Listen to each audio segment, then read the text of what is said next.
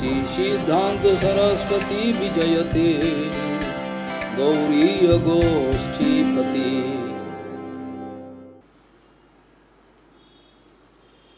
Bande Guru Pada Dandam Bhakta Binda Samanitam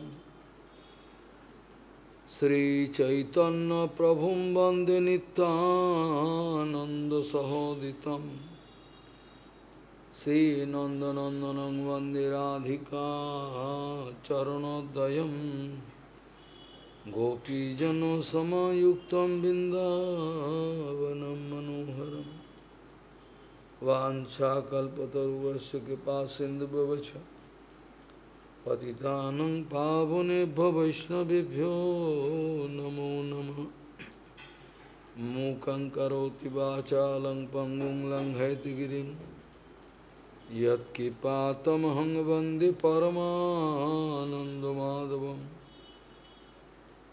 bindāvai tulsidev vai piya vai kesavasya Sna bhakti pade devi sattvattoi namo namaha Narayana namaskritta naram jaiva narottamam Deving saraswati vyasam tato jayo dire Sankirtane Krishna kathopadeshe Gauriya patrasya prakasanecha Sadhanurakta Guru Bhakti Yukta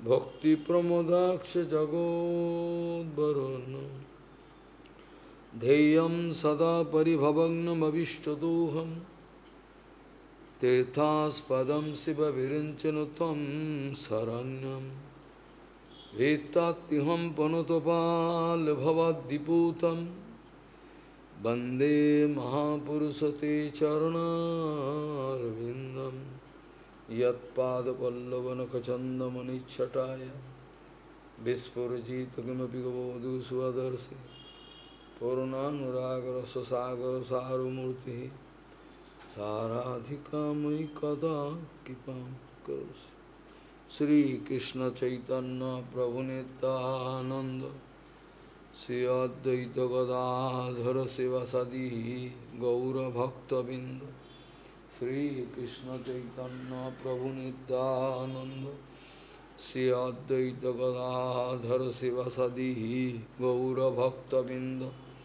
Hare Krishna Krishna Krishna Hare Hare Hare Ram Ram Ram Hare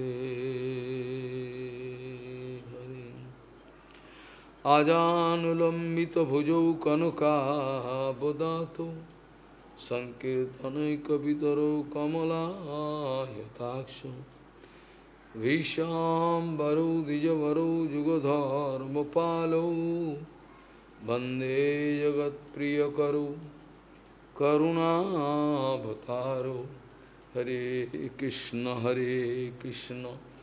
Krishna Krishna Hare Hare Hare Ram Ram Ram Hare Hare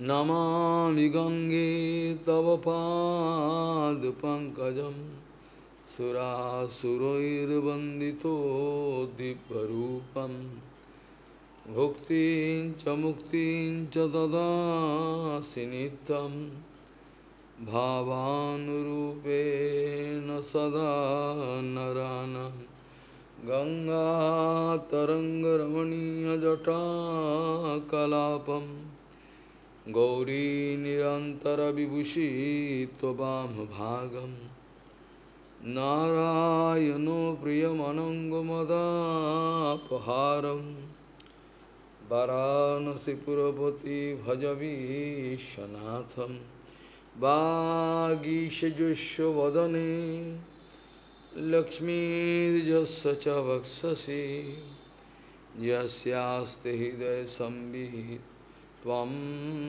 Nishingamaham Bhaje Hare Krishna Krishna Krishna Hare Hare Hare Ram Ram Ram Hare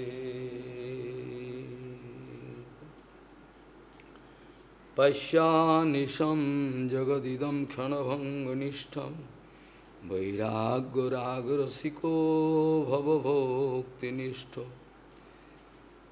Pasyanisham jagadidam khanabhanganishtam Vairagya-ragrasiko bhavabhoktinishto Dharmam bhajasya satatam tyajaloka dharman Sevasya sadhu purushan jahikamatishnaam Dharmam bhajasya satatam tyajaloka dharman Sevasya sadhu purushan jahikamatishnaam Gauriya Goshtipati Sri Srila Bhakti Siddhanta Saraswati Goswami Prabhupada Paramahansa Jagadguru জানিয়েছেন বদ্ধজীব নিজের মঙ্গল করতে গিয়ে ততোধিক অমঙ্গল বরণ করেন।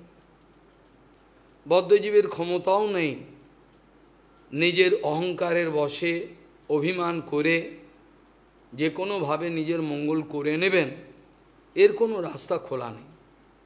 গৌড়ীয় গোষ্ঠীপতি শ্রী শ্রীল ভক্তি সিদ্ধান্ত সরস্বতী গোস্বামীর প্রভুপাদ পরমহংস জগদ্গুরু জানিয়েছেন বদ্ধজীবের ক্ষমতাও নেই নিজের মঙ্গল নিজে করে নেবেন। অহংকারের বশে অভিমানের বশে যে কোনোভাবেই নিজের মঙ্গল নিজে করে নেব, এই যে বদ্ধজীবের বিচার, এটা সম্পূর্ণ বৃথা। মঙ্গলের ব্যবস্থা করতে গিয়ে ততোধিক ঘোরতর অমঙ্গল বরণ করে ফেলবেন। এটাই হচ্ছে বাস্তবিক সত্য, নিঃস্ব সত্য কথা। এরকম মেনে নিতে প্রচণ্ড কষ্ট হয়, কিন্তু মেনে নিতেই হবে। পরম সত্য বস্তু জানবার সঙ্গে সঙ্গে গ্রহণ করাই হলো বাস্তবিক বুদ্ধিমান ব্যক্তির লক্ষণ। আমি কে এ বিচার বাস্তবিক না বুঝতে পারার জন্য যত গণ্ডগোল সৃষ্টি হচ্ছে এখানে। প্রভুপাদ জানিয়েছেন আমি কে এ বিচার না বুঝবার জন্য যত গণ্ডগোল সৃষ্টি হচ্ছে একটাই কারণ। এই পিণ্ডটাকে, রক্তমাংসের একটা পিণ্ডটাকে, এটাকেই আমি, আমার এই জড় মন, জড় পিণ্ড, আমার এই ভোগ বাসনা, এইটাকেই আমি বলে বিচার করে নিয়েছি, যার জন্য আমার মঙ্গলের আর কোনো রাস্তা খোলা যাচ্ছে না, কোনো রকমভাবেই হচ্ছে না। শত চেষ্টা করেও কিছুতেই বোঝানো যাচ্ছে না যে যাকে আমি বলছি সেটা আমি নয়, এটা বোঝানো যাচ্ছে না, আর বুঝবেও না। যখন চেতনা ধীরে ধীরে নিচের দিকে যায়, তখন চেতনার লেভেল এত নিচেতে যায় যখন সাধারণ কথাটাও মানুষের কানে ঢোকে না, কোনো রকমভাবে বোঝার ব্যবস্থা নেই, হয় না। যখন গুরু বৈষ্ণবের চরণে আমি আকর্ষণ বোধ করছি না, যখন আমি গুরু বৈষ্ণবের চরণে আর আকর্ষণ বোধ করছি না কোনো রকমভাবে, কোনো একটা হুজুগে পড়ে একটা কিছু দেখিয়েছিলাম, তখন নিশ্চয়ই জেনে রাখতে হবে আমি মায়ের প্রতি আকর্ষিত হচ্ছি। প্রভুপাদ জানাচ্ছেন যখন আমি গুরু বৈষ্ণবের প্রতি, নামের প্রতি, ধামের প্রতি, সেবার প্রতি আমি আকর্ষণ বোধ করতে পারছি না, হচ্ছে না আমার, তখন নিশ্চিত জানতে হবে আমি মায়ার প্রতি আকর্ষিত হচ্ছি। এর কোনো নির্ভুল বিচার, এতে কোনো ভুল নেই। এ বিচারতে আমি আমার বদ্ধ মনকে, বদ্ধ শরীর, বদ্ধ মনকে তাদের আনুগত্য করে থাকি। আমি আনুগত্য করে থাকি আমার বদ্ধ মন, বদ্ধ শরীর, এটার আনুগত্য করি আমি বাস্তবিক পক্ষে গুরু বৈষ্ণব ভগবানের আনুগত্য করি না। এটা শপথ নিয়ে বলা হবে, শপথ নিই, আনুগত্য করি না। আমি কখনোই আনুগত্য করি না গুরু বৈষ্ণব ভগবানের। আমি আনুগত্য করি আমার এই বদ্ধ মন, যেখানে বলছেন কৃষ্ণানুশীলন, যেখানে কৃষ্ণানুশীলনের কথা বলা হচ্ছে, ভক্তি অনুশীলন, সেখানে আমি অনুশীলন করি, কিন্তু আমার বদ্ধ মনের অনুশীলন করি, বদ্ধ শরীরের অনুশীলন করি। আমার অনুশীলন একটু অন্য প্রকার, এটা হয়তো আপনারা বুঝবেন না। আমার অনুশীলনটা একটু অভিনব। আমি আমার বদ্ধ মনের অনুশীলন করি। এই মনটাকে কত রকমভাবে আমি খাটাতে পারি, খাটিয়ে বিভিন্ন রকম আমার সুখ সুবিধের ব্যবস্থা করে নিতে পারি, এইটা আমার বিচার। আমি কৃষ্ণানুশীলন বুঝি না। তবে হ্যাঁ, যখন ঘর ত্যাগ করার অভিনয় করেছিলাম, তখন কিন্তু আমি কৃষ্ণানুশীলন, কৃষ্ণ অন্বেষণের জন্যই বেরিয়েছিলাম। এটা লোকে জানতে পেরেছিল ইনি কৃষ্ণ অনুশীলন অর্থাৎ কৃষ্ণের অন্বেষণ করবার জন্য বাড়ি থেকে পালিয়েছেন।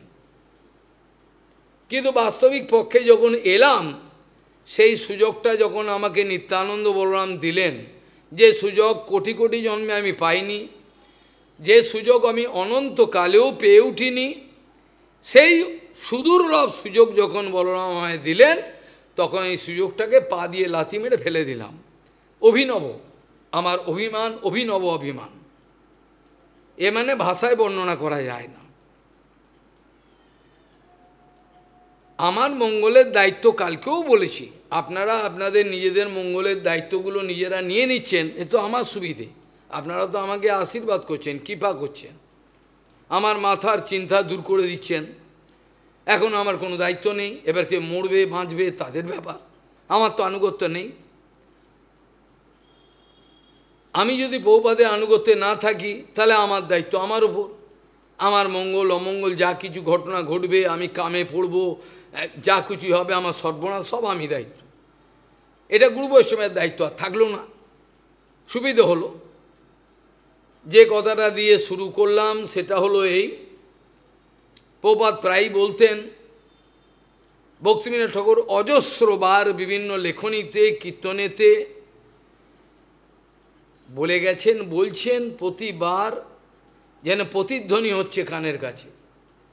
কিন্তু আমাদের কান এতটাই বধির হয়ে গেছে, জড়জগতের বিষয়তে কর্ণপাত করতে করতে এতটাই বধির হয়ে গেছে, এখানে শব্দব্রহ্মের অনুপ্রবেশ হচ্ছে না, শব্দব্রহ্মের অনুপ্রবেশ হচ্ছে না, শব্দব্রহ্মের অনুপ্রবেশ হচ্ছে না, এইখান থেকে ধাক্কা মেরে বেরিয়ে যাচ্ছে।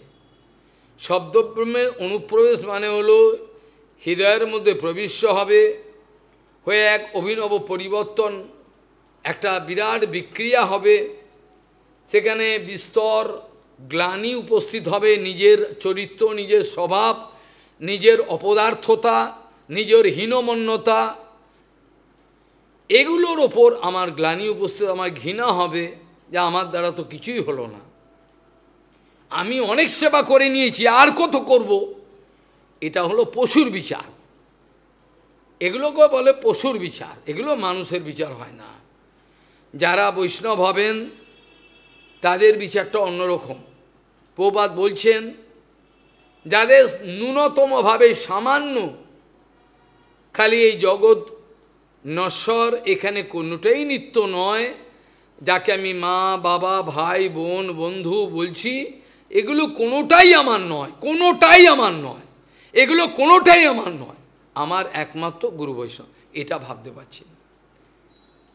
বহু বহু দুর্ভাগ্যক্রমে, বহু বহু দুর্ভাগ্যক্রমে আমার এই শোচনীয় অবস্থা, আমি পেরে উঠছি না, কোনোরকমভাবে পেরে উঠছি না। আমি বুঝতে পারছি না এই জগতে আমি থাকবো না, এই সমস্ত কিছু পড়ে থাকবে এখানে, কেবল আমি থাকবো না, আমি থাকবো না, এগুলো সবই থাকবে, যেগুলো আছে সব থাকবে, এগুলো আবার পরে কখনো ধ্বংস হলে শেষ হবে, কিন্তু আমি চলে যাব, কিন্তু এগুলো থাকবে না। আমি থাকবো না, কিন্তু এগুলো থাকবে। জগৎ থাকবে, জগৎ চলবে, কারোর জন্য কারোর অভাব হয় না। মানুষ বলে আমি না হলে অনেক কিছু হয়ে যাবে, তা নয়। প্রকৃতির নিয়মে চলেন, ভগবানের ব্যবস্থা করেন, কেমন করে করেন, কিভাবে করেন, সব জবাব আমাকে দেবেন না। আমি 2 পয়সার মালিক, আমার কি মূল্য আছে? আমাকে তিনি এসব জবাব দেবেন না, গুরু বৈষ্ণব জবাব দেবেন না। স্নেহ করেন, কিন্তু আমরা সেই স্নেহ বুঝতে পারি না, অবৈধ সুযোগ নিয়ে জীবনকে সর্বনাশের পথে নিয়ে যাই। এটা হচ্ছে আমাদের অবস্থা। প্রবাদ বলছেন জীবনটা যে অনিত্য, জগৎ যে অনিত্য, এই সামান্য বিষয়টাই বোঝে না। এরা হরিভজন কী করবে? জগৎ যে অনিত্য এইটাই অনুভব হচ্ছে না, হলে তো ভেতরে একটা কেঁপে উঠবে, সত্যিই তো তাই, কিন্তু এটিই হচ্ছে না। যার জন্য গোকর্ণজি মহারাজ মহাভাগবত পিতাশ্রী যখন নিজের পায়ে নিজে কুড়োল মেরেছেন, আমরা নিজের পায়ে নিজে কুড়োল মারি। আমরা এত বুদ্ধিমান, আমাদের পাটাকে নিয়ে কুড়োল নিয়ে, অপরাধের কুড়োল নিয়ে মারি এবং পঙ্গু হয়ে যাই। এইটা হচ্ছে আমাদের চরিত্র। পিতাশ্রীকে বলবার কিছু নেই, তিনি নিজের ইচ্ছা বসে চলেছেন। তিনি বাইরের দৃষ্টিতে 12 মণ ছিলেন, এই 12 মণ এত ওয়েট তার ছিল, তাকে তোলা খুব মুশকিল। 12 মণ তিনি ওই অং বং চং পূজা করে বেড়াতেন, পয়সাও আনতেন, কিন্তু ব্রাহ্মণত্ব তার কতটা ছিল সেটা সন্দেহ আছে। কারি পূজা করলে আর গায়ত্রী জপ করলেই ব্রাহ্মণত্ব হয়ে এমন কোনো কথা নয়। গুরু বৈষ্ণব দয়া করে দেয়, অন্তত শূদ্র অবস্থায় রয়েছে এটা থেকে যদিও ওঠে, কিন্তু হয় না। তার ওই যে গুরুপাদ বলতেন, কুকুরের ল্যাজ ঘি তেল দিয়ে যত টানো ওই ব্যাঁকাই, ওরা কম করে দয়া করে বলে ঠিক আছে গায়ত্রীটা করতে করতে যদি হয়, হবে না জানি, যদি হয়, জন্মের শূদ্র সংস্কার, আচার আচরণ, ভাবনা, চিন্তা, কুটিলতা সব শূদ্র, যদি একটু গুরু বৈষ্ণব আচরণ ধরে একটু এগোতে পারে, ঠিক আছে করুক, কিন্তু সেটা হয় না, সেটা হয় না। তার আচরণের কোনো পরিবর্তন ঘটানো দুর্ঘট, তার আচরণের, তার স্বভাবের পরিবর্তন ঘটানো বড় দুর্ঘট, এটা হয় না, খুবই মুশকিল ব্যাপার, এটা হয়ে ওঠে না, এতই ভয়ঙ্কর। সেই পুরনো সংস্কারগুলো ঘুরে ঘুরে ফিরে আসে। বহুদিন পূর্বে কোনো নোংরামো করেছিলাম, ভুল করেছিলাম, মাঝে মাঝে সেইগুলো সব ভেতরে জেগে ওঠে, সেগুলোর দিকে আকর্ষণ হয়, কোনো সময় লজ্জাও হয় একটু, আবার হয় না, এরকম ধরনের বিষয়টা। তিনি নিজের ইচ্ছায় চলেছেন, তিনি কোনোদিন কাউর আনুগত্যে ছিলেন না। মনুষ্য জীবনের এইটাই হচ্ছে ব্যাপার। যখন কোনো মানুষ মান হুঁশ, যার হুঁশই নাই, যার চেতনা নাই, হুঁশ নাই, তাকে মানুষ বলা হয় না। মনু থেকে মানুষ এসছে, মনুর চেতনা ছিল, আর মানুষ যার মনুষ্যত্বই নাই তাকে মানুষ বলা হয় না, যার লজ্জা হয় না, ঘৃণা হয় না নিজের প্রতি, একে মানুষ বলা যায় না। এগুলো পশু, রিফর্মড ওরাং ওটাং, একটা সংস্কার করা একটা ওরাং ওটাং বলা যায়, বা বাঁদর, এর বাইরে কোনো কিছু হয় না। খুবই দুর্ভাগ্যজনক। তিনি নিজের ইচ্ছা নিজে চলেছেন। প্রভুপাদ প্রায়ই বলতেন, আনুগত্যহীন ব্যক্তি পশু সদৃশ্য বা পশুর থেকেও অধম। কারণ পশুর থেকে অধম বললাম কেন? বলে পশু অত বড় ক্ষতি করার ক্ষমতা নাই, বড় জোর কামড়ে দেবে, এটা করতে পারে, পশু এইটা করতে পারে, কিন্তু এর বাইরে কি করে ক্ষতি করতে হয়, কি করে সর্বনাশ করতে হয়, এটা পশুর মাথায় ঢোকে না, পশু পারে না, অত ব্রেন নেই। কিন্তু মানুষের এত বুদ্ধি আছে, সেই বুদ্ধি খাটিয়ে খাটিয়াতে করে বলো হরি হরি বল করে যাবে শেষ পর্যন্ত, এইটি ওদের সংকল্প করে নিয়েছে। এই বুদ্ধি খাটিয়ে লাস্টে খাটিয়া উঠবে, বলো হরি হরি বল করে শ্মশানে যাবে। এছাড়া ভক্তিবিনোদ ঠাকুর অনেক কীর্তন বারবার, বিহঙ্গ পতঙ্গ মোর আমাকে উৎসব করবে, এই দেহ শ্মশানে পড়তে, অনেক কিছু কীর্তন লিখছেন। ভেতরটা ফেটে যায়, মহাপুরুষগণের ভেতর ফেটে যায়, কাউকে যদি না বাঁচাতে পারে তাহলে বলে তো আরও বেশি অপরাধ হবে, বিরাট অপরাধ হবে। ওই জন্য অনেক চেষ্টা করে যদি বাঁচানো যায়, কি করা যায়। গোকর্ণজি মহারাজের পিতাশ্রী আত্মদেব নিজের ইচ্ছা মতন চলেছেন, তার কোনো ব্রাহ্মণ তাকেই বলা হয়, যিনি ব্রহ্মতে বিচরণ করেন তাকে ব্রাহ্মণ বলা হয়, যিনি ব্রহ্মতে বিচরণ করেন তাকে ব্রহ্মচারী বলা হয়। চরণ করেন, তার কখনোই উল্টো দিকে বুদ্ধি যায় না, সব সময় মনে হয় আমার জীবন নষ্ট হয়ে গেল, আমার জীবন সর্বনাশ হয়ে গেল, এই সব সময় একটা ভাব ভেতরে থাকে।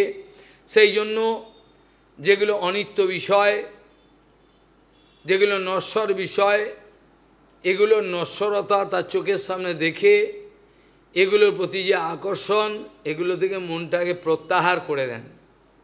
জানেন এগুলো আকর্ষণ হচ্ছে, কিন্তু এগুলো কিছু না, এগুলো আমার সর্বনাশের মূল হবে, এগুলো দিয়ে কিছু হবে না, আমি এগুলো আমাকে বাঁচাবে না। এই জন্য অনিত্য বিষয়ের প্রতি প্রত্যেক মানুষের আকর্ষণ হওয়া স্বাভাবিক, আকর্ষণ হয় না বললে মিথ্যে কথা।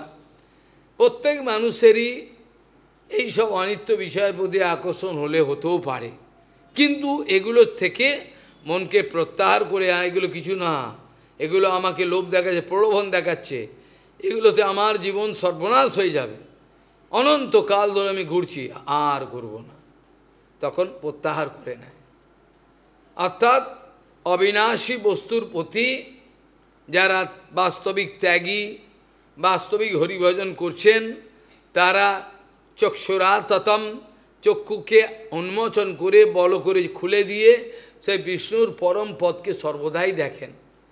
তাদের পরমপদ দর্শনের মধ্যে কোনো ছেদ নাই, তাদের পরমপদ যে দর্শনের যে প্রক্রিয়া, তার মধ্যে কোনো ছেদ নাই, অর্থাৎ নিরন্তর তারা সেই পরমপদকে দর্শন করে।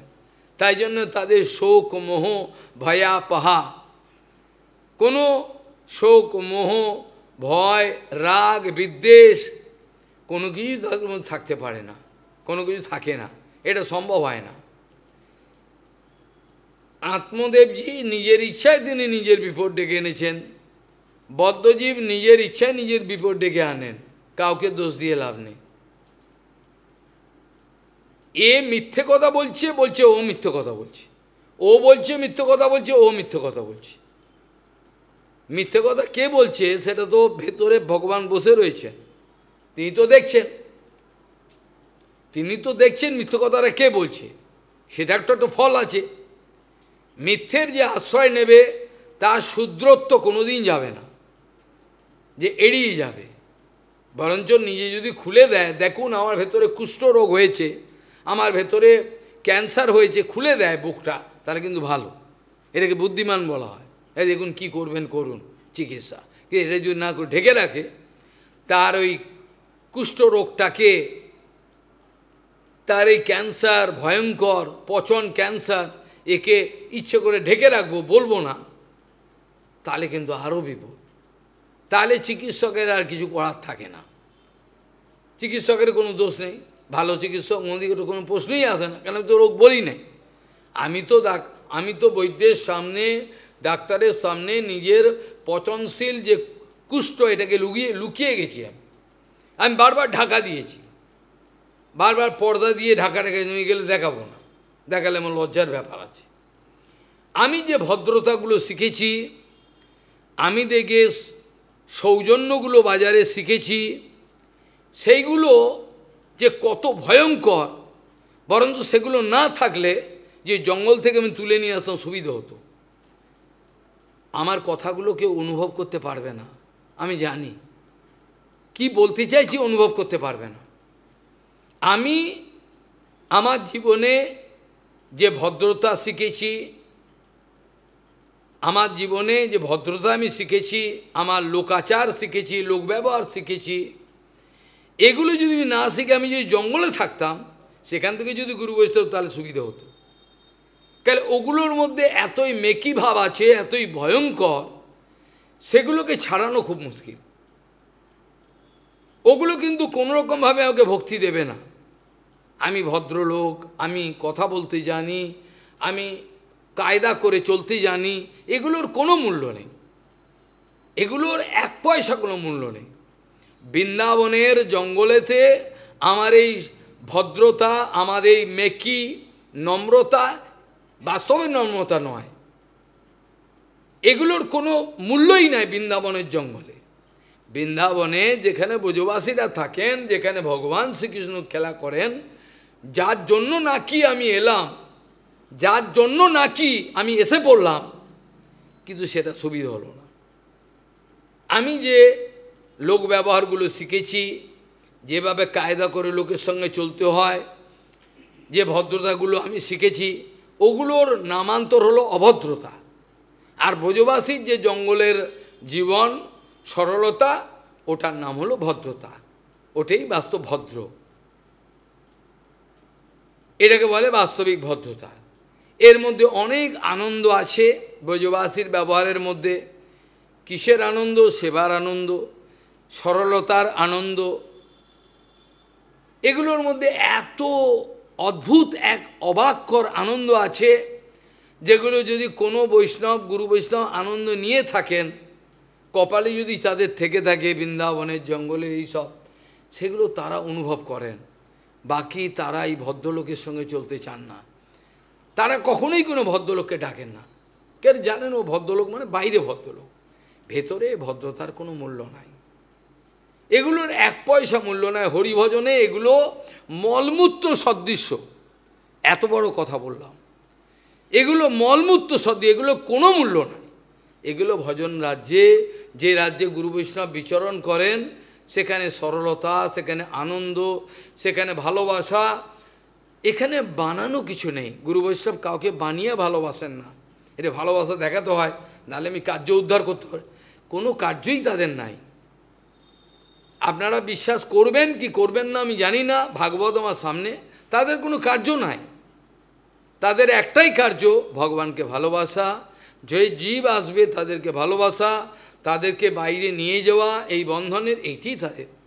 তাদের নিজস্ব কোনো উদ্ধার করবার নেই। এদিকে কিছু কাজ আমি ঘুরিয়ে নেব, এদের দিয়ে কিছু করিয়ে নেব, নিজের নাম যশ হয়ে যাবে, এটা তাদের ইচ্ছা নাই। তারা নাম যশকে ঘৃণা করেন, তারা চান যেন কোনো লোক বেশি না আসে, এটা তাদের অন্তঃকরণ। কারণ তারা যা পাওয়ার তো পেয়ে গেছেন, আরও পাওয়ার চেষ্টা করছেন, তাদের বাইরের এসবের কোনো আনন্দ পান না।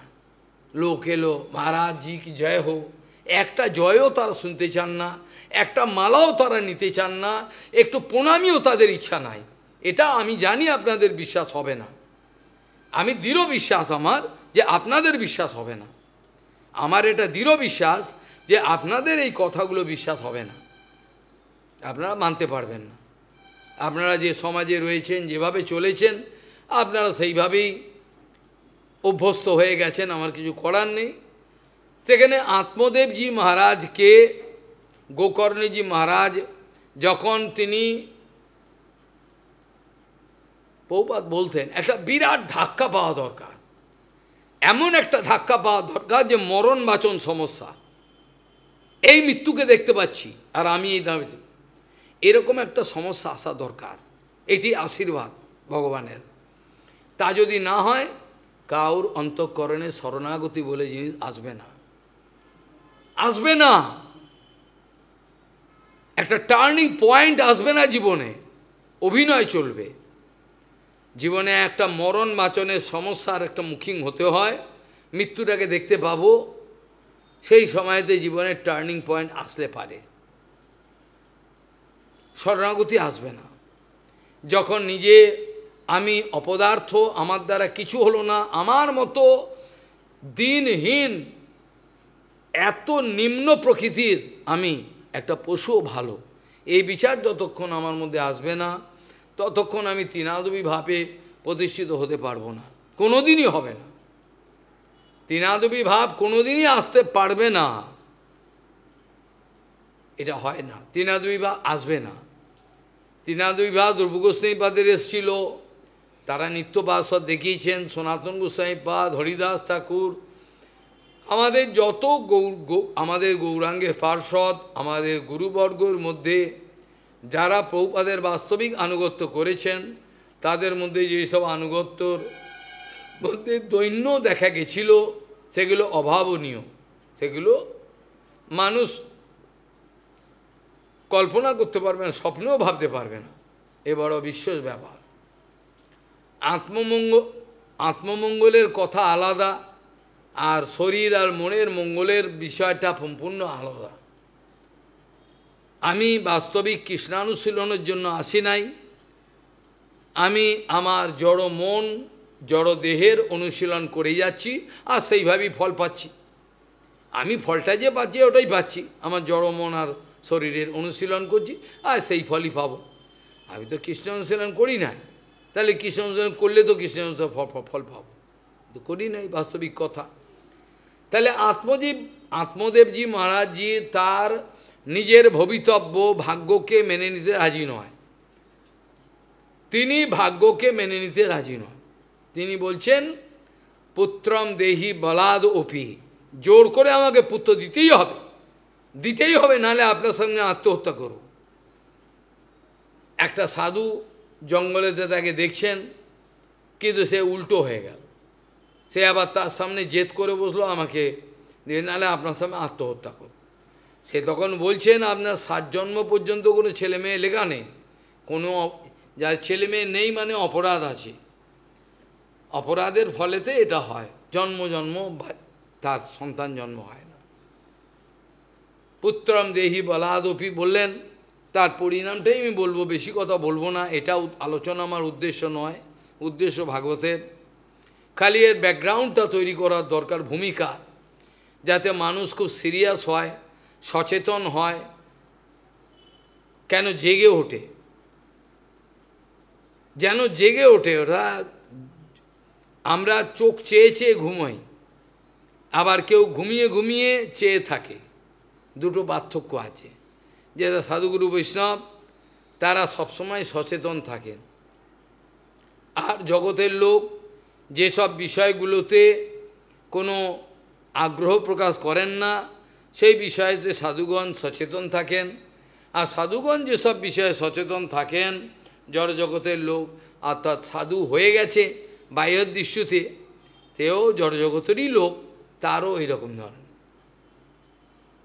যা নিশা সর্বভূতানাম তস্যম জাগ্রতি সংযমী, যস্যম জাগ্রতি ভূতানি সা নিশা পশ্যতু মুনে।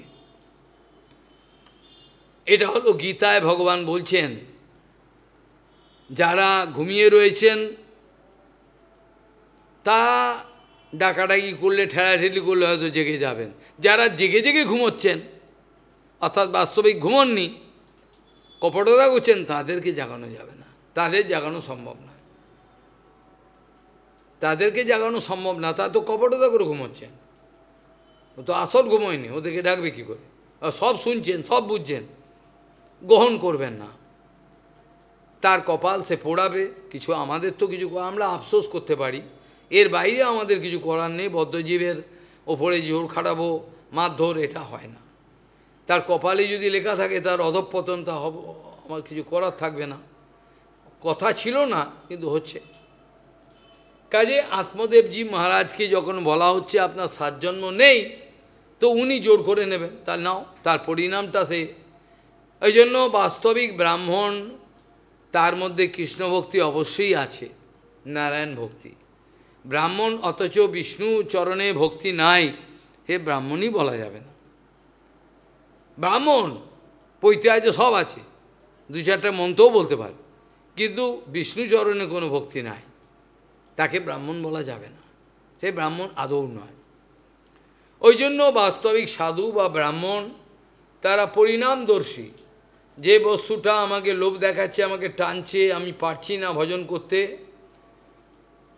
বাস্তবিক সাধু পরিণামদর্শী এই যে আমাকে আকর্ষণ করছে, এর পেছনে কি আছে, এর পরে কি আছে। আমি অনেকবার আলোচনা করেছি, মায়াদেবী যে ভোগের বস্তুটা, যে আনন্দের বস্তু জড়জগতের, সেটার প্রতি ফোকাস করেন, তার বাইরে যে অন্ধকারময় বিষয়টা ওটা দেখান না, ওটা দেখালে তো হবে না। যার জন্য আমাদের বিমলা প্রসাদকে ভক্তিবিনোদ ঠাকুর বকেছিলেন, তুমি কেন বললে ওর আয়ু কতটা, কেন বললে তুমি? উনি আমায় জিজ্ঞাসা করেছেন, এটা তোমার বলা উচিত হয়নি, আর বলবে না কোনো দিন।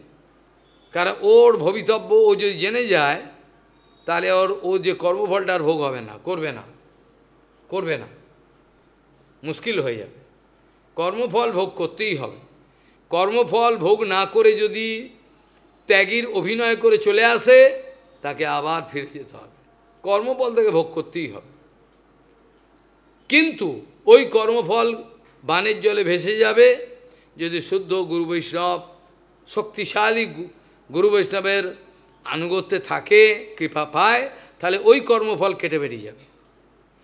কিন্তু বাকি যারা, তাদেরকে কর্মফল ভোগের জন্য আবার যেতে হবে, নাহলে হবে না, পারবে না। ওই জন্য গুণ এবং কর্মের বিভাগ অনুযায়ী বলা হয়েছে, তার ওই অবস্থা হয় নেই। শেষে অধিকারী য নিষ্ঠা স গুণ পরিকীর্তিতা বিপর্যয়স্তু দোষ। যার যে অধিকার লাভ হয়েছে পূর্ব সংস্কার অনুযায়ী, সেই অধিকারেতে টিকে থাকাটাই হচ্ছে ভালো। সেই যদি উল্লঙ্ঘন করে অন্য অধিকারে যাওয়ার চেষ্টা করে, তার পক্ষে বিপজ্জনক।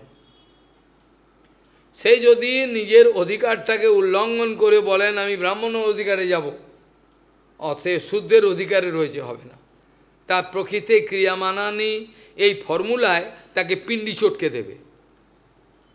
সে শূদ্র দশায় রয়েছে, তাকে এবার জোর করে ব্রাহ্মণ দশায় যাবে, হবে না। কিন্তু শূদ্র নয়, চণ্ডাল নয়, যদি সে কৃষ্ণ ভক্তি করতে পারে। যার জন্য গুহক চণ্ডালকে রামচন্দ্র আলিঙ্গন করেছিলেন। হরিদাস ঠাকুরকে তিনি পাগলের মতো ভালোবাসেন। এগুলোর কারণ আছে, এগুলোর পেছনে অনেক রহস্য আছে, এমনি নয়, এমনি হলে করতেন না। যার জন্য যখন নিজের সর্বনাশ নিজে তিনি ডেকে আনলেন, সব চলে গেল। অনেক রহস্য এর মধ্যে, নিজের ছেলে তো হলোই না, এগুলো বলাই বাহুল্য, এগুলো কথা আলোচনা করার সময় নেই। কিন্তু নিজের ছেলে বলে যাকে মেনে নিলেন, স্ত্রী বদমাস ধুন্দুলি দেবী, তার বোনের ছেলেটাকে টাকা দিয়ে নিয়ে চলে এলেন, অনেক টাকা পয়সা আছে। অর্থম অনর্থম ভাবয় নিত্যম এগুলো বলি আমরা, কিন্তু অর্থের প্রতি আমাদের নেশা যায় না, মুখে বলতে পারা যায়। অর্থম অনর্থম ভাবয় নিত্যম এগুলো বলা যায়, কিন্তু হয় না, বা বাস্তবিক পক্ষে এটা হতে চায় না। তো সেখানে এই ছেলে কি করলো, সমস্ত সর্বনাশ করে দিল। মাকে পেটাচ্ছে, বাবাকে ভয় দেখাচ্ছে, বাবা চলে গেল, সব টাকা যত অর্জন করেছিল উপার্জন সব শেষ। আত্মদেবজি দুঃখে চলে গেলেন জঙ্গলে। তথাপি এখন বিচার করে দেখছেন না যে নিজের জন্যই কিন্তু এই বিপদটা এসছে। তিনি এখনও বুঝতে পারছেন না, খালি বলছেন যে আমার পুত্র কেন হলো। পূর্বে কেঁদেছিলেন আমার পুত্র হয়নি বলে, আমার পুত্র চাই। পূর্বে কান্নার উদ্দেশ্য ছিল আমার চাই। ওই যে বলে রবি ঠাকুরের, যাহা চাই তাহা ভুল করে চাই, যাহা পাই তাহা চাই না, এইরকম অবস্থাটা হয়েছে। এখন যখন সর্বশান্ত হয়ে সব শেষ, স্ত্রী মারা গেল, সব শেষ, এখন তারপর তিনি ওই পুত্রের কাছে মহাভাগবত গোকর্ণজি মহারাজের কাছে কাঁদছেন, বলছেন আমায় বাঁচাও, আমাকে বাঁচাও, আমি কি করব। মামোদ্ধর দয়ানিধে, আমাকে যে কোনোভাবে বাঁচাও, আমি স্নেহ পাশবদ্ধয়ম, আমি স্নেহ পাশে বদ্ধ হয়ে পড়েছি, আমার এমন একটা অবস্থা, আমাকে বাঁচাবার কেউ নেই। তখন গোকর্ণজি মহারাজ বলেছিলেন, পিতাশ্রী আপনি তো এটা দেখুন, চোখটাকে খুলুন, চোখটা বন্ধ করে রয়েছেন কেন, দয়া করে খুলুন, খুলে দেখুন সব জগতের নাশবান, আজ যা আছে কাল তা থাকে না। যে সোনার শরীরকে আমি সাবান দিয়ে তেল দিয়ে যত্ন করছি, এ শরীরটা কালকে থাকবে না। শরীরের সার্থকতা হলো সেবাতে।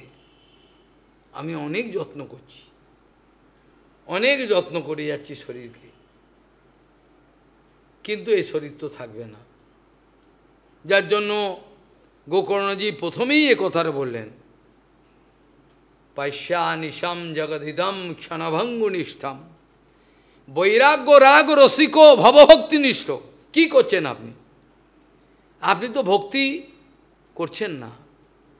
বৈরাগ্য রাগ রসিক, যে কথাটা সার্বভৌম ভট্টাচার্য বলছেন, তিনি বলছেন আগে তিনি শুকনো বৈরাগী ছিলেন, শুকনো বৈরাগী ছিলেন। তিনি নিজেই বলছেন, আমি শিয়াল কুকুরের মতো ছিলাম, ভেউ ভেউ করতাম আমার শিষ্যগুলোর সঙ্গে, মায়া, ব্রহ্ম ইত্যাদি। এখন আমার লজ্জা হয়। বৈরাগ্য বিদ্যা নিজ ভক্তি, এখন বৈরাগ্যকে বিদ্যা বলছে, যেটা কি বলে রস। গুরু বৈষ্ণবের মধ্যে যদি বৈরাগ্য দেখা যায়, সেটা কিন্তু রসময় বৈরাগ্য। গৌরকিশোর বাবাজি মা হয়তো কাঁচা চাল আর কাঁচা লঙ্কা পাচ্ছেন গঙ্গায় ধুয়ে, কিন্তু ওর মধ্যেই তিনি রস পাচ্ছেন। আমি ছানার রসাতে রস পাচ্ছি না, আমি ধোকাতে ধোকা খেয়েই যাচ্ছি, কিন্তু রস পাচ্ছি না। এখানে রস পাচ্ছি, বাকি প্রসাদে তো রস পাই না। এটা তো প্রসাদ বুদ্ধি আমার নেই, আমার তো প্রসাদ বুদ্ধি নাই। ওই জন্য আমি খাওয়া বুদ্ধি, ভালো মন্দ এইটাই বুঝছি। এটা কতদিন চলবে? রূপগোস্বামীবাদের প্রথম উপদেশামৃতের শ্লোকেই তো আমি থেকে যাচ্ছি, আটকে যাব। ওখানে ফিল্টার হয়ে বার করে দেবে, ওখানে ফিল্টার হয়ে বার করে দেবে। ওই জন্য হয়ে গেল বাচ বেগম মানসাহা, এইসব সব বার করে দেবে, হয়ে যাবে। যার জন্যই ভক্তিবিনোদ ঠাকুর বলেছিলেন, একজন প্রস্তাব করেছিলেন, আরে যে আসছে আসুক না, আসতে দিন না, কি ক্ষতিটা আছে? না, অত সোজা নয়। দুষ্ট গরুর থেকে শূন্য গোয়াল ভালো, এই ভাষাটা শক্তিবিনোদ ঠাকুর বলেছেন। আমরা যাকে তাকে ঢুকতে দেবো না। আমরা গৌরাঙ্গ মহাপ্রভুর বিমল প্রেম ধর্মকে কলুষিত করতে দেবো না। আপনারা যা খুশি বলতে পারেন, আপনারা উদারতা দেখাতে পারেন, কিন্তু আমাদের কর্তব্য আছে। আমাদের গৌরাঙ্গ মহাপ্রভুর চরণেও আমাদের একটা দায়িত্ব রয়েছে। তিনি যেভাবে দেখিয়ে গেছেন, আমি জানি কঠিন, কিন্তু এইভাবেই চলতে হবে। যদি কেউ না পারে, তার স্থান নাই। আপনি বলতে পারেন, কিন্তু আমরা স্থান নাই, আমরা স্থান দেবো না। এতে কি হবে? চৈতন্য মহাপ্রভুর বিমল প্রেম ধর্ম কলুষিত হবে, দূষিত হয়ে যাবে সমাজ। একে অপরের প্রতি অপরাধ করতে করতে এমন একটা পর্যায়ে চলে যাবে, যেখান থেকে আর ফেরানো যাবে না। এই জন্য আমার সবার চরণে অনুরোধ করেছি, আগে এরা শুনবেন না। এরা একে একে নিজের নিজের জেদ বজায় রাখবেন। কেউ অপরাধ করে, আমি বৈষ্ণব না, আমি সাধু হতে পারি নাই, তথাপি জানি না, আমার কাছে যদি কেউ অপরাধ করে পড়ে যায়, আমি অপরাধটা যেন করতে দেবো না। আমি নিজে এমন আচরণ করব যাতে অপরাধটা কেটে যায়। আমি যদি ইচ্ছা করে ওর অপরাধটা হোক আরও বেশি করে, ও অধঃপতনে যাক, বাড়ি চলে যাক, এটাও কিন্তু হিংসা। এই হিংসারও কিন্তু একটা কিন্তু ব্যবস্থা হবে। যে অন্তঃকরণে এই ব্যবস্থা রেখেছেন, এটাও কিন্তু করা যাবে না। এটা করলেও বিপদ। কার কতটা গুরু বৈষ্ণবের প্রতি ভালোবাসা, সেটা সম্পূর্ণ বোঝা যায় আজ্ঞা পালনের উপর। আমি গুরুদেবকে ভালোবাসি, আমেরিকা রাশিয়া ঘুরছি, আমাকে গুরুদেব ধোকা দিয়ে দিলেন, যা মর্গে যা তুই, হয়ে গেল। এভাবে হয় না। কার কতটা পরিমাণে প্রভুপাদকে একবার জিজ্ঞাসা করছেন, সব গুরুবর্গ বসেছেন, বলছেন প্রভুপাদকে বলছেন, আচ্ছা কে আপনাকে সবথেকে ভালোবাসে, কিভাবে আপনাকে সেবা করে অন্তঃকরণ দিয়ে? প্রভুপাদ একটাই কথা বলছেন, আপনাদের মধ্যে যার আমার প্রতি সর্বশ্রেষ্ঠ সবচেয়ে বেশি উন্নত ভালোবাসা, সেই নিষ্কপটভাবে সেবা করছেন, সেই যোগ্য ব্যক্তি। আমি এছাড়া অন্য স্পেসিফিক্যালি মানুষ হিসাবে করে যে এরম বলতে পারবো না। প্রপাদের উত্তর দানের, প্রপাদের যে উত্তর দেওয়ার পদ্ধতি সম্পূর্ণ আলাদা। প্রপাদ এরমভাবে বললেন যে কে আপনার সবচেয়ে ভালো সেবা করে, আপনাকে অন্তঃকরণ থেকে ভালোবাসে। বললেন এটা তো কোনো তর্কের বিষয় নয়, এটা তো তর্কের বিষয় হতে পারে না। যে আমাকে যত ভালোবাসে সে আমার কথা মানবে। মৌখিকভাবে আমি দেখালাম তাতে তো হবে না, তাহলে সেই অনুপাতে ওর সেবাটা ভগবান গ্রহণ করছে, এর বাইরে তো হতে পারে না। যে যত পরিমাণে গুরু বৈষ্ণবের প্রতি শ্রদ্ধা ভালোবাসা পৃথিবীসৃষ্ট, তত পরিমাণে সে অগ্রসর হতে পারবে, আর যত পরিমাণে বিপরীত দিকে যাচ্ছে তত পরিমাণ সে নিম্নগতি হবে। এর মধ্যে অন্য কোনো হিসাব কিতাব হতে পারে না, এটা হয়। সেখানে এই জন্য বলছেন যে প্রথম কথাই হলো, যারা বাস্তবিক ত্যাগী ভূমিকায় আসবার, ত্যাগী তো হওয়া যায় না, যুক্ত বৈরাগ্য যদি কেউ বোঝে তাহলে উভয় কুল সমাধান হয়, কিন্তু যুক্ত বৈরাগ্য আরও কঠিন। যুক্ত বৈরাগ্যের কথা এত গম্ভীর, এত রহস্যময়, যেখানে প্রতি পদে পদে জীব মায়াতে ছিটকে পড়ে যাবে। এই রকম অবস্থায় প্রতিষ্ঠিত সে যে কোনো মূল্যে ভগবানের ভালোবাসা, ভগবানের সেবা ছাড়া কিছু চায় না, যে কোনোভাবেই সেই একমাত্র এই ভাবটা আনতে পারে যুক্ত বৈরাগ। যার জীবন যৌবন অর্থ করি বুদ্ধি বিবেক সমস্ত ভগবত চরণে কমপ্লিটলি ডেডিকেটেড হয়ে গেছে, সে নিজের বলে আর কিছু রাখেনি। যে নিজের বলে আর কোনো কিছুই তার জীবনে অবশেষ নাই, সেই ব্যক্তি একমাত্র নিষ্কিঞ্চন, সেই ব্যক্তিকে বলা যায় যুক্ত বৈরাগ্য হতে পারে। প্রত্যেকটা ক্রিয়াকর্ম, ওঠা বসা চলা ফেরা তাকানো, কোনো কিছু লেখা, কোনো কিছু বলা, যে কিছু করবে সমস্ত কিছুর পেছনে তার একটা রহস্যময় একটা বিষয় আছে, সেটাকে বলা যুক্ত বৈরাগ্য। আমি আমার নিজের জীবনের কোনোরকমভাবে কোনো সুখ সুবিধে, কোনো ভবিষ্যতে কোনো সুনাম অর্জন করে নেব, গুরুপাদ পদ্মের নাম নিয়ে কত লোক সুনাম অর্জন করে, তারা কিন্তু বাস্তবিক গুরুপাদ পদ্ম তাদের কৃপা করেন নাই, করলে তাদের এই অবস্থা হতো না। যে কথাটা প্রভুপাদ ছিল গৌরকিশোর দাস বাবাজি মহারাজ সম্বন্ধে বলেছিলেন, এই কথাটা আমি পুনরাবৃত্তি করতে চাই। ছিল গৌরকিশোর দাস বাবাজি মহারাজ সম্বন্ধে প্রভুপাদ বলেছেন যে এই মহাপুরুষের চারিপাশে সব চারিদিকে কিছু বদ্ধজীব ঘিরে থাকতো, তারা প্রমাণ করার চেষ্টা করত এই মহাপুরুষের আমরা প্রিয় পাত্র। কিন্তু বাস্তবিকভাবে প্রভুপাদ বলছেন তিনি বাহ্য দৃষ্টিতে তাদেরকে ধাক্কা মেরে তাড়িয়ে দেন নাই, কিন্তু অন্তর থেকে তাদের কাউকেই গ্রহণ করেন নাই। তারা ওনার নাম করে বিভিন্ন রকম সুবিধাগুলো আদায় করে নিতেন, তারা তার ফলও পেয়েছেন, কিছু করার নেই।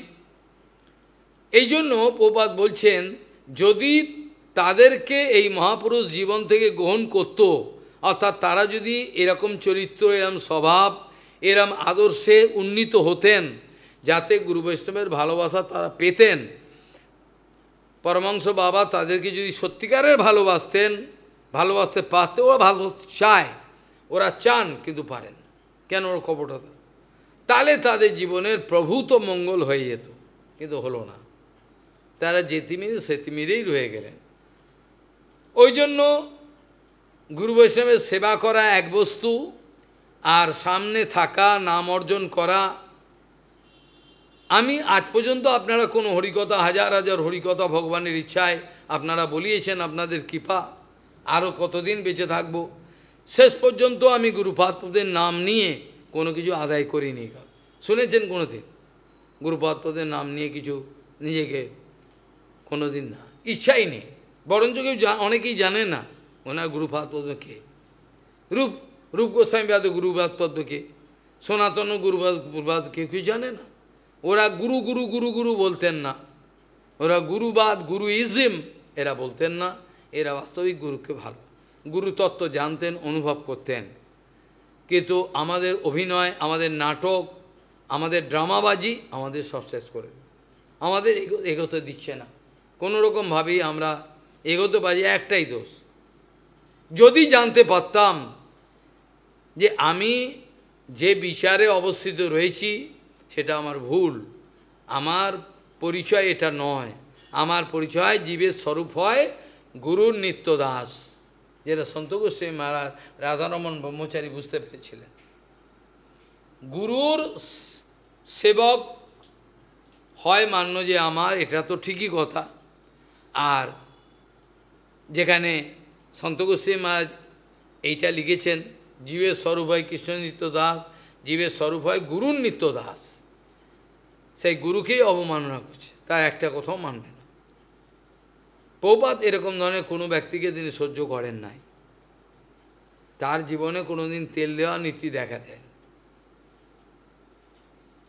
হরিদ্বারে একজন মূর্খ, অনেক হরিকথা হয়েছিল, হঠাৎ সে একদিন কার কাছে মন্তব্য করল, বাবা তো দিনহীন, বাবা তো কোনো অর্থকরী নাই, তিনি কোনো প্রতিষ্ঠাও চান না, বিদেশও যান না, তবে এই যে কয়েকজন আছে তার জন্য বাবার নাম বেড়ে যাচ্ছে। আমি কথাটা শুনবার পর বলি, আরে এই জানোয়ারটা এত হরিকথা শুনল, তারপর আমাকে এইটা চিনল। তার পরবর্তীকালে প্রমাণ পেল যে এগুলো সব মলমূত্র সদৃশ্য বাবার কাছে। আর যারা আছে বলে বাবার গ্ল্যামার, এই ভাষা বলেছিল, এরা আছে বলে বাবার গ্ল্যামার বাড়ছে। আমি তোর গ্ল্যামারের ওপরে দাঁড়িয়ে আমি পেচ্ছাপ করি, তুই আমি চিনিস না, জানোয়ার, কি মন্তব্যটা তুই করলি। আর ঠিক আছে, কিচ্ছু বলি নাই। পরবর্তীকালে প্রমাণ পেল এগুলো কোনোটাই আমার, ওগুলো বানের জলে ভেসে গেল, ওগুলো বানের জলে চলে গেল। কোথায় চলে গেল, আমার গ্ল্যামার নিত্যানন্দ করছেন কি না তিনিই জানেন, আমি বলতে পারবো না। আমি মাপাঝোকা করি না, আমার কোনো স্কেলও নাই, আর আমার কেউ তাবেদারি আমি কাউর করি না, তা আমি বলতে পারবো না। তো এই হচ্ছে বিচার বর্তমান যুগের, যার জন্য গোকর্ণজি মহারাজের মহাভাগবতের এইটি উত্তর ছিল। তিনি বলেছিলেন, পশ্যানিশম জগদিদম ক্ষণভঙ্গুনিশম, আর বৈরাগ্য রাগ রসিকো, যার মধ্যে বৈরাগ্যের রস আসে নাই, মনে রাখবেন সে ড্রামাবাজি করছে, সে পারবে না, আজ না হলে কালকে বাড়ি চলে যাবে। যখন এই ভিখিরির মতো অবস্থায় যে এত আনন্দ পেয়েছি, এটা কে দিয়েছিল? কিছুই নেই, অত কোথা থেকে যে আনন্দ, বিশ্বাস করুন, ভাগবত সামনে আপনি দেখেছেন, কিছু নেই, একটা হাঁড়িও নেই, একটা ভিক্ষা করে চাল এনে আমি ফোটাবো, এ দিনুর মা বুড়ি ও দিল একটা হাঁড়ি ছোট্ট, তথাপি কোথায় আনন্দ, ঘুমিয়ে ঘুমিয়ে আনন্দ, ঝপ করে উঠে পড়ি, লিখতে আরম্ভ করলাম, ভুলে যাব, শুয়ে পড়েছি, অনেক রাত হয়েছে, ঝপ করে উঠে আর লিখে নিই, কালকে সকালে মনে থাকবে না, আর মনেও যদি থাকে ঠিক এই ভাষা রিপ্রেজেন্টেশন হবে না, যদিও মনে থাকে বিষয়বস্তুটা, কিন্তু কিভাবে লিখতে হবে, যেভাবে লিখলে আগুনের মতো জ্বলবে সেটা হবে না। এই জন্য তাড়াতাড়ি উঠে, আবার আলোও নেই, আলো তো নাই, ওর মধ্যে টর্চ জ্বালিয়ে বা মোম জ্বালিয়ে লিখে ফেল। তো এই আনন্দগুলো কে দিয়েছে? আমার পূর্বাশ্রমের মা বাপ দিয়েছিল, না আমার গুরুদেব দিয়েছিলেন? কে দিয়েছিল? আমার এই আনন্দগুলো কে দিয়েছিল? কে দিয়েছিল? এটার উত্তর গুরুপাদ পদ্ম দিয়েছিলেন, যার চরণ আনন্দময়। আনন্দময় গুরুপাদ পদ্ম আমায় আনন্দ দিয়েছিলেন। যেখানে ভাগবতী মহাপুরাণের মহিমাতে বলা আছে, যদি গুরুপাদ পদ্ম সন্তুষ্ট থাকেন তাহলে বৈকুণ্ঠ জগতে আরোহণ করা, এরকম লেখা আছে, বৈকুণ্ঠ জগতে অনায়াসে চলে যাব। গুরু প্রীত প্রযচ্ছতি বৈকুণ্ঠম যোগী দুর্লভম, যেটা ভক্তি যোগ জ্ঞান যোগ যে কোনোভাবে কোনো দিন পাচ্ছেন না, বৈকুণ্ঠ জগতে যেতে পারবেন না। সেখানে গ্যারেন্টি দেওয়া আছে, গুরু প্রীত প্রযচ্ছতি বৈকুণ্ঠ যোগী দুর্লভম, ভক্তিযুগের পক্ষ অসম্ভব হয়ে যায়, পারে না, সেই অবস্থায় গেলে হয়। সেই গুরু বন্দী, সেই গুরুর চরণ কমলে, যিনি আমাকে এখনও পর্যন্ত বাঁচিয়ে রেখেছেন, আমার মরে যাবারই কথা, এত কড়া লেখা, এত কড়া কথা বলে কেউ বেঁচে রয়েছে আজ পর্যন্ত নেই। লেনিন, স্টালিন তাদের জীবনও দেখবেন, নেপোলিয়ান তার জীবনও দুর্ঘটনা। কিন্তু ভগবান কি করে বাঁচে, সর্বদাই গুরু রক্ষা করছেন সব পরিস্থিতিতে। অনেক ষড়যন্ত্র, যন্ত্র মন্ত্র, ষড়যন্ত্র, তন্ত্র মন্ত্র, অনেক কিছু, কিন্তু করতে পারে না, কিছুই হয় না। কিভাবে যে তিনি বাঁচিয়ে রাখেন আমাকে তিনিই জানেন। ওই জন্য আমি চিরকৃতজ্ঞ তার চরণে। তাহলে গোকর্ণজি মহারাজের এইটি উত্তর ছিল যে দেখুন, আপনি বৈরাগ্য, রাগ, রসিক, ভবভক্তিনিষ্ঠ, ভক্তি ছাড়া আর কোনো রাস্তা নেই। আর আপনি জগৎকে অনিত্য দর্শন করুন। এই সব সময় পরিবর্তন হচ্ছে, এই মরে গেল, এই মরে গেল, এই চলে গেল। আপনার শরীরটাকে দেখুন, কালকে ছিলেন জুয়ান, আজকে বৃদ্ধ হয়ে গেলেন। ছেলে আপনাকে পেটাচ্ছে, আপনার স্ত্রী মরে গেল, তাকে ফেলে দিলেন, কুয়াতে ফেলে মেরে ফেলল। কিভাবে পিটিয়ে মারল, তারপরেও তো আপনার কোনো চেতনা হচ্ছে না। আপনি বুঝতে পারছেন না জগতে কেউ কাউর নয়। আপনি এখনও বুঝতে পারছেন না জগতে কেউ কাউর নয়। টাকার উপর ভরসা করবেন না, অর্থ করি লোক বলের উপর ভরসা করবেন না, বিদ্যা বলের উপর ভরসা করবেন না, কোনো রকমভাবে করবেন না। আপনার শরীরের উপর, মনের উপর ভরসা করবেন না। একমাত্র যদি ভরসা করতে হয় সেই গুরুচরণে ভরসা করুন, যিনি আপনাকে বাঁচাবেন, বাঁচাবার জন্য দাঁড়িয়ে রয়েছেন, চোখের জল ফেলছেন।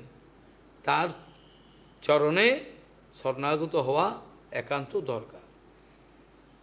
পরে বলছেন ধর্মম ভজস্ব সততম ত্যাজ লোক ধর্মাণ। ধর্মম ভজস্ব, এখানে এক বচন বললেন। আপনি সেই ধর্মকে ভজন, কোন ধর্ম? এখানে এক বচন বললেন, বাকি বহু বচন বললেন। এইটাই তো রহস্য, এইটাই তো গুরু বৈষ্ণব বলে দেন। ধর্মম ভজস্ব সততম, সব সময় আপনি ভাগবত ধর্মকে ভজন করে, আত্মধর্ম, নিত্য ধর্ম, আত্মধর্ম করে। আমি তো আত্মধর্মের অনুশীলন করি না, আমি করি আমার মনোধর্মের অনুশীলন করি, আমার দেহ ধর্মের অনুশীলন করি, আমি তো আত্মধর্মের অনুশীলন করি না। আমি ভাগবত ছুঁয়ে প্রতিজ্ঞা করে বলতে পারবো না, আমি শালগ্রাম ছুঁয়ে বলতে পারবো না, আমার ক্ষমতা নাই, আমার দুর্বলতা আছে যে আমি আত্মধর্মের অনুশীলন করছি, এটা বলতে পারবো না। আমার আত্মধর্মের প্রতি 100% আমার আকর্ষণ আছে, এটাও বলতে পারবো। হ্যাঁ, সামহাউ কিছুভাবে কিভাবে হয়ে গেল, একটু হচ্ছে কিছু, এই পর্যন্ত কথা। সেই জন্য এখানে বলছেন ধর্মম ভজস্ব সততম, সবসময় সেই আত্মধর্মের অনুশীলন করুন, ভজন করুন। ধর্মম ভজস্ব সততম অত্যজ লোক ধর্মাণ, এখানে বহু বচন বলা হলো। এখানে বহু বচন বলল, ধর্মের নামে অনেক কিছু চলছে, সেই ধর্মগুলোকে বলা হলো দেহ ধর্ম, মনোধর্ম, সমাজ ধর্ম, লৌকিক ধর্ম, এমনকি বেদ ধর্ম, লোকধর্ম, এগুলোকেও গোপিকারা ধাক্কা মেরে ফেলে দিয়ে বেরিয়ে পড়েছিলেন। সমস্ত বেরিয়ার, সমস্ত বন্ধনকে ছিন্ন বিচ্ছিন্ন করে দিয়ে তারা বেরিয়েছে। নিখল ভুবন মায়া ছিন্ন বিচ্ছিন্ন করতি, এটা আমাদের এক মহাজন বলতেন, কোনো সময় আলোচনা হবে। এগুলো আশ্চর্য, এগুলোকে ভেঙে চুড়ে এগুলো যদি গুঁড়ো গুঁড়ো করে না দিই, ওইগুলোই আজকে যেগুলো আমি প্রশ্রয় দিচ্ছি, সেগুলোই কিন্তু আমার জীবনের কাল হয়ে দাঁড়াবে,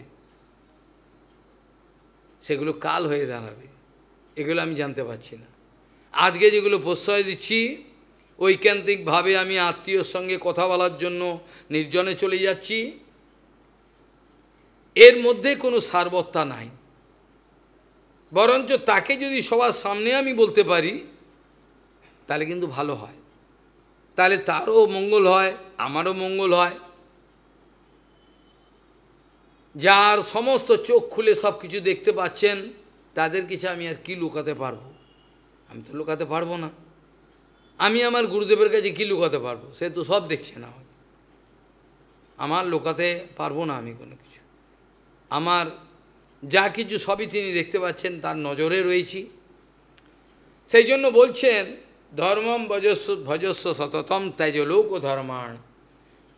সমস্ত ধরনের লৌকিক ধর্ম, কৌলিক ধর্ম, সামাজিক ধর্ম, মনোধর্ম, দেহ ধর্ম, সব কিছু থেকে আমাদের মুক্ত হতে হবে, ফ্রি হতে হবে।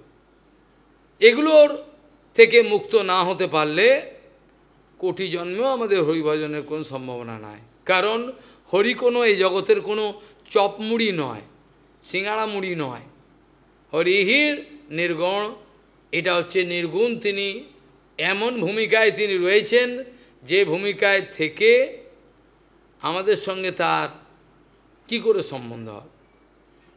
হরির হি নির্গুণ সাক্ষাৎ পুরুষ প্রকৃতি পারে, হবে না, পরিবর্তন করতে হবে।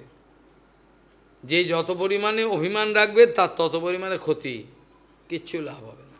নিজের ক্যাঁতায় নিজে আগুন দেবে, নিজের ক্যাঁতায় নিজে আগুন দেবে, যে জ্বলে মরবে, কাউর কিছু হবে না, কোনো কিছু হবে না। ওই জন্য বলছেন ধর্মম ভজস্ব সততম ত্যাজ লোক ধর্মান। তারপরে মোক্ষম কথা বলেছেন, যেটা না হলে ভাগবত ধর্ম অনুশীলন হয়ই না, এ হয়ই না। এটা আর অদ্ভুত ধর্ম। এটা কি? সেবস্য সাধুপুরুষান জহি কাম তৃষ্ণান। আপনারা যদি কামনা বাসনা সেগুলো ত্যাগ করুন আর মহাপুরুষের সেবা করুন। মহাপুরুষের সেবার ফলেই আপনার কিন্তু এগুলো সব কেটে যাবে, ভাগবত ধর্ম হবে না। নালে একমাত্র গুরু বৈষ্ণবের কৃপাতেই ভাগবত ধর্ম, আত্মধর্মের অনুশীলন সম্ভব হয়। নিজের ইচ্ছা হয় না, নিজের ইচ্ছা হয় না, নিজের ইচ্ছা কোনোদিন হয় না। ওই জন্য লাস্ট মোক্ষম কথা বললেন সেবস্য সাধুপুরুষান আর জহি কাম তৃষ্ণান। জহি মানে কেটে ফেলে দিন, কোনো কামনা বাসনা রাখবেন, একটা জীবনকে বাজি লাগিয়ে দিন ভগবত ভজনের জন্য, গুরু বৈষ্ণব চরণে বাজি লাগিয়ে দিন। কেন কাপুরুষের মতো আবার পালাবে? কাপুরুষের মতো কেন পালিয়ে যাবে? তাহলে এলে কেন? আসবার তো দরকার ছিল না। যারা কাপুরুষ তারা হরিভজন করবেন, যারা মহাপুরুষ তারা হরিভজন করবে। কাপুরুষের জন্য হরিভজন নয়, ভয় পেয়ে যাবে। এত নিয়ম কানুন, এত কঠোর, আরে নিজেকে তো নিয়মে বাঁধতেই হবে। নিজেকে নিয়মে না বাঁধলে কী করে হরিভজন? তো হবেই না। প্রথমেই নিয়ম শৃঙ্খলাই জানে না। পাংচুয়ালিটি শিখতে হবে এখন বাড়িতে থেকে, পাংচুয়ালিটি শিখতে হবে। পাংচুয়ালিটি কাকে বলে, নিয়মানুবর্তিতা, কি করে কি করতে, এগুলো শিখতে হবে। এখন হরিভজন কি? আগে তো আমি এই কথাটা মঠে বলতাম যে আপনারা সবাই আমার বিরুদ্ধে, কিন্তু তবুও আমি আনন্দ পাচ্ছি। কেন? আমি জানি প্রভুপাদের আচার আদর্শ পালন করতে হবে। সবাই বিরুদ্ধে, কারণ প্রভুপাদের আদর্শ এরা পালন করবে না, করতে চায় না। এরা চায় সহজিয়া নীতি যাতে সুবিধা হয়, করব না। এই আচরণ দেখালে পরে পারবো না, আচরণ দেখাতে পারবো না। এইসব আচরণ আমার পক্ষে সম্ভব নয়, দেখালে অসুবিধা আছে, আমার সুবিধা হবে না, আমার স্বভাব চরিত্র এগুলো ধরা পড়ে যাবে, হবে না। কাজেই খুব ভালো, আমি নিজের এদেরকে প্রশ্রয় দেবো, তোরাও এইসব বাঁদরের নাচ নাচ, আমিও নাচি, এ সুবিধা হয় না? ওরা তুইও নাচো, একেও হতে পারে। উদার হওয়া দরকার, হরিভজন উদার হতে হয়। উদার না হলে হরিভজন এই কী করছে করুক না। এগুলো হচ্ছে দুর্বল লোকের কথা। যারা নিজে পালন করতে পারবেন না, অপদার্থ, তাদের জীবনের এই দুর্বল জীবন, দুর্বলতার বহিঃপ্রকাশ এগুলোকে বলা। কালকে আমরা আলোচনা প্রসঙ্গে বলছিলাম যে বাস্তবিক বিদ্বান ব্যক্তি, বিদ মানে জানা, যিনি নিজেকে জানেন তাকেই বিদ্বান বলে। কিছু সংস্কৃত ইংরেজি জেনে নিলাম, তাকে বিদ্বান বলে। তিনি বিদ্বান নন, এটা ভগবান শ্রীকৃষ্ণ নিজে বলছেন যে তাকেই বিদ্বান বলবে, তাকেই পণ্ডিত, পণ্ডা, তার ব্যুৎপত্তি, তার অনেক উজ্জ্বল বুদ্ধি। বিদ্বান কে? যিনি মোক্ষ আর বন্ধন সম্বন্ধে ওয়াকিবহল। আমি যে রাস্তায় চলছি এটা কিন্তু আমার বন্ধন ডেকে নিয়ে আসছি। গুরু বৈষ্ণব কিন্তু আমাকে বন্ধনে ফেলে নাই, এটা কিন্তু লোকে বদনাম দেবে, মিথ্যে কথা বলবে। গুরু বৈষ্ণব কিন্তু আমাকে বন্ধনে ফেলতে চাননি, কোনো দিনই ফেলেননি, কোনো দিন বলেননি যে তোকে কোনো ব্যাপারে টাকা পয়সার ব্যাপারে জড়িয়ে পড়, বলেননি। ভগবানের ইচ্ছা আসবে। আমি এ কথা বলছি না কালেকশন আমাদের ত্যাগী জীবনে, আমাদের ভিক্ষুক ধর্ম, আমাদের জীবনটাই ভিক্ষুক ধর্ম। কোনো এক ব্যক্তি, ধনী ব্যক্তি, কোনো এক পাগল আচার্যের আনুগত্যে নিমন্ত্রণ পত্র লিখেছিলেন মন্দির উদ্বোধনে। সেখানে পত্রিকা এই পত্রতে লিখেছিলেন, আমরা কাউর কাছে কোনো ভিক্ষা করি না। ভক্তিবিজ্ঞান ভারতী মা বলছে, তাহলে আপনারা পতিত। আপনারা নিজেরা লিখছেন তিরেন্দু ভিক্ষুক, অথচ ভিক্ষা করেন না, তাহলে আপনারা পতিত। আপনারা কি করে খান? কোনো ধনী ব্যক্তির পয়সাতে চলেন নাকি চুরি করে আনেন? তা আমরা তো ভিক্ষুক, তিরণ্ডী ভিক্ষুক, ভিক্ষা করি চল। হ্যাঁ, তবে মাদুগুরি ভিক্ষা। কাউর বৃত্তের ওপর কোনো প্রেশার হলো, কাউর নিজের বৃত্ত অল্প রোজগার করে থাকে, কষ্ট না দিয়ে হয়তো সামান্য একটু চাল দিয়ে মাদুগুরি ভিক্ষা প্রভুপাদও করতেন, প্রভুপাদ অ্যালাও করেছিলেন। প্রত্যেক দিনেতেই মাদুগুরি ভিক্ষায় যেতেন।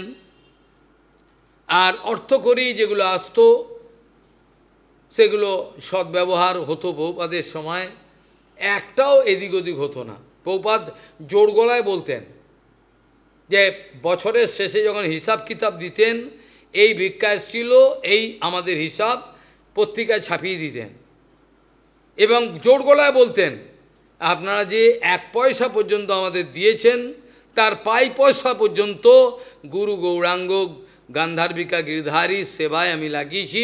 এত বড় প্রতিজ্ঞা করে লিখে দিতেন, সই করে দিতেন। চিন্তা করে দেখুন। আমার বলার বক্তব্য এই নয় যে এখানে মাদুগুরি করা একেবারে বন্ধ করুন। আমার এটা জীবন চলে আসছে, চিরকালই অযাচিত বৃত্তিতে চলে আসছে। এই চিরকালই এভাবে দেখেছেন তো আপনি, অযাচিত বৃত্তিতে চলে আসছে, যা যে যাতে এভাবে চলে। তার মধ্যে যদি কেউ কিছু কোনো কারণে ডিম্যান্ড করে, হয়তো আমার বদনাম হতে পারে, এই ভয়টা আমার, আর কিছু না। আমি বলছি না সে একটা নোংরামো করলো, আবার একটা চিন্তা থাকে যে যদি ওকে ভাবে যে বাবা নিজে ভিক্ষা করে না, লোককে দিয়ে ভিক্ষা করাচ্ছে, তাহলে আমার একটা লজ্জা আসবে। আমি তো এতকাল মাদুগুরি এভাবেই চলে এসছে, মাদুগুরিও নয়, অযাচিত বৃত্তি, যে যেমনভাবে দেয় সেভাবে চলে যায়, এভাবেই চলছে। এইটা একটা কথা। সেখানে বলছেন, ভগবান বলছেন উদ্ধবকে, উদ্ধব পণ্ডিত বন্ধ মোক্ষবিদ, যিনি কিসে আমার বন্ধন হবে, কিসে আমার মুক্ত অবস্থায় থাকতে পারবো, এই জ্ঞান যার আছে তাকে বলা হয় পণ্ডিত। বাকি কিছু শাস্ত্র মুখস্থ করে নিলাম, লিখতে জানি, ভালো ভাষা জ্ঞান আছে, উনি পণ্ডিত নয়, একে পণ্ডিত বলা হয়। পণ্ডিত কথার ব্যাখ্যা এরকমভাবে হয় না। এখানে ভগবান বলছেন, দেখো দেহস্থ ওপি ন দেহস্থ বিদ্যান স্বপ্নাদ যথোত্থিত অদেহস্থ ওপি দেহস্থ কুমতি স্বপ্নদৃক যথা। যিনি বাস্তবিক বিদ্বান তার লক্ষণ ভগবান বলছেন, তাকে খেয়াল করবেন, তার চলাফেরা কথাবিলা উদাসীন, কিন্তু তথাপি তাকে নজর দিতে হয় অনেক ব্যাপারে। এটা ভগবানের সেবার জন্যই বাধ্যবিক, না তারা উদাসীন থাকে। কে অপমান করলো, মান করলো, কিছু যায় আসে না, তার লাভ লোকসানের কোনো হিসাব নাই। ভগবান বলছেন, যিনি দেহের মধ্যে থাকার পরেও দেহের মধ্যে আবদ্ধ নয়, ভগবানের কথাগুলোর মূল্যটা বুঝুন। ভগবান বলছেন, যিনি এই জড়দেহের মধ্যে থেকেও তিনি দেহস্থ নয়, মুক্ত। তিনি বুঝতে পারছেন প্রকৃতি ক্রিয়ামানানি, ক্ষিধা, তৃষ্ণা, ঘুম, এগুলো সব প্রকৃতি করাচ্ছে। এমনকি বলছেন কারোর মধ্যে ঝগড়া মারামারি হচ্ছে, এগুলো দেখছেন, তিনি বলেন প্রকৃতি একে অপরের সঙ্গে লড়াই করাচ্ছে। কালকে এই কথাটা উত্থাপন করেছিলাম, যদি এই শরীরের মধ্যে ভোগবুদ্ধি আসে, ভালো করে খেয়াল করতে হবে, যদি এই শরীরের মধ্যে ভোগবুদ্ধি আসে, আমি সবাইকে বলছি, আমি কোনো পুরুষ আর স্ত্রীর কথা বলছি না, প্রত্যেকের জন্য, যে কোনো জীবের জন্য। যখনই এই দেহটাকে নিয়ে আমার ভোগবুদ্ধি আসবে, তখন প্রকৃতি দেবী হাসবেন, দুঃখ পাবেন। তুই আমাকে ভোগ করবি? কোনো জীবাত্মা ঠান্ডা গরম মান অপমান ভোগ করতে পারেন না, তাহলে ভোগ করে কে? আমার যে রাগ হয়ে যায়, এই রকম বললো, কথা বলবো না, না বললে বয়ে গেল। এইভাবে দেখা যায় যে যখন মানুষের মধ্যে মান অভিমান সব আছে, প্রথম প্রশ্ন হলো ভোগটা করে কে? আরে বুঝলাম না, কষ্ট হচ্ছে, মান হচ্ছে, অপমান হচ্ছে, গরম ঠান্ডা, কিন্তু আপনারা তো বলেছেন আত্মা এসবেতে জড়ায় না, তাহলে কে ভোগ করছে? কি বলেন? এই তো আগে শুনেছি আত্মা নাকি এসব কিছু ভোগ করে না, তাহলে কে করে? বলে এইটা ভোগ আত্মা তো করেই না, এমনকি বদ্ধ অবস্থায় যে ভাবনাটা আত্মা করছে এটাও ভুল, আত্মা করে না, আত্মা নির্লিপ্ত। তবে এই জীবাত্মা মায়ার পাল্লায় পড়ে এমন একটা অবস্থায় পৌঁছে গেছে, মনে হচ্ছে যেন দেহের বাইরে তিনি সব কিছু, তারপরেও কিন্তু বিদ্বান ব্যক্তির মতো বুঝতে পারছে না। যা কিছু হচ্ছে সব মধ্যে আমার কেটে গেল, আমার দুঃখ, আমার অপমান, আমার এগুলো যেমনভাবে আমি উদাহরণ দিয়েছিলাম, বারবার আমি বললেও কারোর মনে রাখে না কেউ। আমি বলেছিলাম একটা তালবৃক্ষ, একটা নারকেল বৃক্ষ জলাশয়ের তীরেতে বাতাসের দ্বারা কম্পমান জলের মধ্যে আমি যদি দৃষ্টি দিই, সেই নারকেল বৃক্ষটা নড়ছে বলে মনে হবে, আসলে নড়ছে না, আসলে নড়ছে না, কিন্তু নড়ছে। ঠিক এইভাবেই জীবাত্মার বাস্তবিক পক্ষে ঠান্ডা গরম মান অপমান কোনো কিছুই না। তুল্য নিন্দা স্তুতি মৌনি সন্তুষ্ট যেন কেন চিত অনিকেত স্থিরমতি ভক্তিমান মে প্রিয় নারা। আত্মার কোনো ফিলিং নাই, কিন্তু আত্মার মধ্যে আধ্যাস হয়েছে, মায়ার আধ্যাস হওয়ার জন্য মিথ্যেটাকে সত্য বলে মনে করছে। কেউ অনুভব করতে পারছে না, অনুভবের লোক নাই, মিথ্যেটাকে সত্য বলে মনে করছে, এগুলো নয়। ওই জন্য দেহ ভাবনার বাইরে যারা যান তারা দেহস্থ হয়েও দেহের মধ্যে থাকেন, প্রকৃতির কোনো কিছুতে তারা জড়ান না। প্রকৃতি ক্রিয়মানানি গুণ কর্মৈর অবসহ অহংকার বিমূঢ়াত্মা কর্তা অহম ইতি মান্যতে। এটা পরিষ্কার ভগবান বলি, শোনে কে ঘণ্টা, সামান্য গীতাটা পর্যন্ত আলোচনা করে কেউ দেখেনি, এতটাই অপদার্থ, এতটাই অভিমান উপরে চলে গেছে। নিজের দেহাত্ম বুদ্ধি রয়েছে, আত্ম অনাত্ম বিবেক জাগ্রত হয়নি, উপরে চলে গেছে, আচার্যের কাজ করছে। কত বড় সাহস! নিজে মরবে এবং তার যত হাজার হাজার ফলোয়ার আছে প্রত্যেকে মরবে মরবে মরবে, তিন সত্য। এটা শাস্ত্রের কথা, আমার কিছু করার নেই। শাস্ত্র এটা দ্ব্যর্থহীন ভাষায় বলছেন, এরা মরবেই। যো বক্তি ন্যায় রহিতম অন্যায়েন শৃণতি তো উভৌ ব্রজত নিরয়ম কালমক্ষয়ম।